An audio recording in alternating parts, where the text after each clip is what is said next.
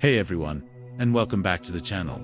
Today, we're re-diving deep into the chilling story that inspired one of the most iconic horror villains of all time. We all know Chucky, the killer doll from the 1988 classic, Child's Play. The movie terrified audiences, with its tale of a mother who gives her son a seemingly innocent doll, only to discover it's possessed by the soul of a ruthless serial killer. The doll, Chucky, goes on a rampage, framing the young boy for his terrible deeds. It's a concept that has haunted our nightmares for decades. But what if I told you that the horrifying idea of a possessed doll wasn't just pulled from a writer's imagination? What if the real story is even more unsettling? Our journey takes us back to the year 1904, in the sunny, picturesque town of Key West, Florida. This is where we meet a young boy named Robert Eugene Otto, who everyone called Gene. Gene was given a one-of-a-kind handmade doll, about 3 feet tall, stuffed with wood wool, and dressed in a little sailor suit. The doll was a gift, though accounts differ on who gave it to him. Some say it was his grandfather on a trip to Germany. Others believe a more sinister origin. Gene immediately fell in love with his new companion, and, in a tribute to himself, named the doll Robert.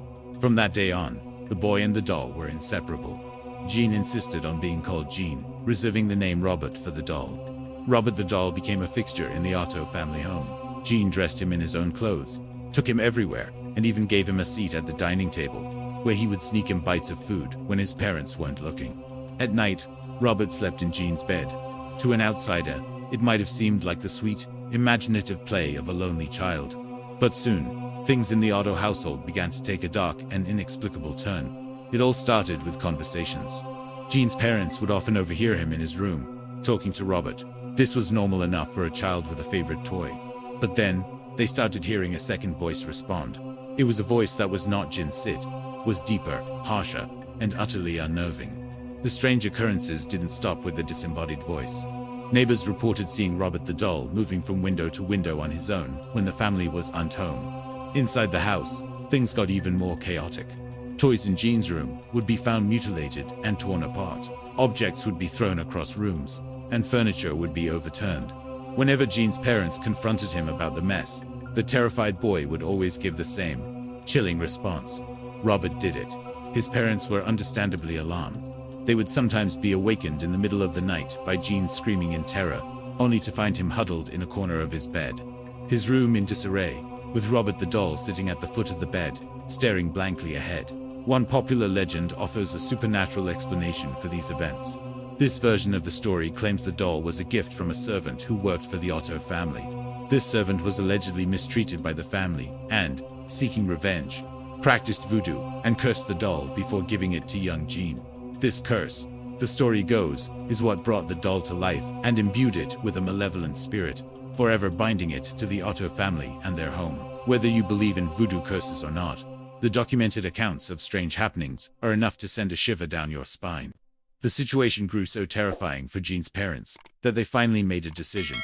They took Robert the doll and locked him away in the attic, hoping to end the nightmare and put the strange chapter behind them. For a while, it seemed to work. Robert was out of sight, out of mind, and life in the Otto house returned to a semblance of normality. But you can't keep a good or evil doll down forever. Years passed, Gene grew up, left Key West to study art in Paris, got married, and became a successful artist. After his parents passed away, he and his wife, Anne, inherited the family home on Eaton Street. While exploring the old house, Gene rediscovered his childhood companion, locked away in the dusty attic. Instead of leaving the doll where it was, Gene brought Robert back into the main house. It seems his childhood attachment had never truly faded. He built a special room for Robert in the turret of the house, complete with small furniture, and would spend hours up there, alone with the doll. His wife Anne was deeply disturbed by this. She hated the doll, claiming its expression would change when no one was looking, and that she could hear faint giggling whispers coming from the turret room. Gene's obsession with Robert grew. He demanded that the doll have a seat at the dinner table again, just like when he was a child. He would speak to it as if it were a living person, much to his wife's horror. The strange activity in the house also returned with a vengeance. Guests reported hearing footsteps and eerie laughter coming from the turret room. Some even claimed to see Robert's expression shift from a blank stare to a malicious sneer. The relationship between Gene and his wife became strained, with Anne convinced the doll was evil and Gene refusing to part with it. Gene Otto lived in that house with Robert until his death in 1974. After he passed, his wife Anne reportedly could unstand to be in the house with the doll any longer and quickly sold the property. She left Robert behind, locked once more in the attic, warning the new owners about the doll's sinister nature. The new family that moved in had a 10-year-old daughter. Not long after they settled in, she discovered Robert the doll in the attic. She was initially excited to have a new toy, but that excitement quickly turned to terror. She claimed that Robert came alive at night, tormenting her, and even said he tried to attack her on several occasions. She would wake up screaming, convinced the doll was moving around her room on its own. To this day, even as a grown woman, she maintains that Robert the doll is evil and was genuinely trying to harm her.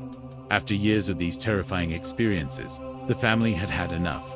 In 1994, they donated Robert the doll to the EAST Martello Museum in Key West, Florida, where he remains to this day. But Robert's story doesn't end there.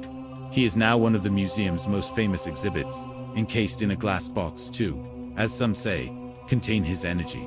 Staff and visitors at the museum continue to report bizarre and unexplained phenomena surrounding the doll. People claim their cameras and electronic devices malfunction when they try to take his picture without permission. Many visitors write letters of apology to Robert after experiencing a string of bad luck they attribute to disrespecting him during their visit. The museum walls are covered with these letters from people all over the world, begging Robert for his forgiveness for not asking his permission to take a photo or for making fun of him. The museum staff treats him with the utmost respect, saying good morning and goodbye to him each day, just in case. So, from a supposedly cursed gift to a boy named Gene, to a lifetime of terror, and now a permanent resident in a museum, the legend of Robert the doll lives on. It's a story that blurs the line between childhood fantasy and paranormal nightmare, leaving us to wonder just how much of the tale is true. The story of Robert the doll is the bedrock upon which the fictional horror of Chucky was built. And like all the best horror stories, its power lies in that terrifying question: what if it's real? What do you guys think? Is Robert the doll just an old toy with a creepy story? Or is there a genuine malevolent force attached to him? Let me know your thoughts down in the comments. Thanks so much for watching, and if you enjoyed this dive into the strange and unexplained, make sure to hit that like button and subscribe for more. I'll see you in the next one.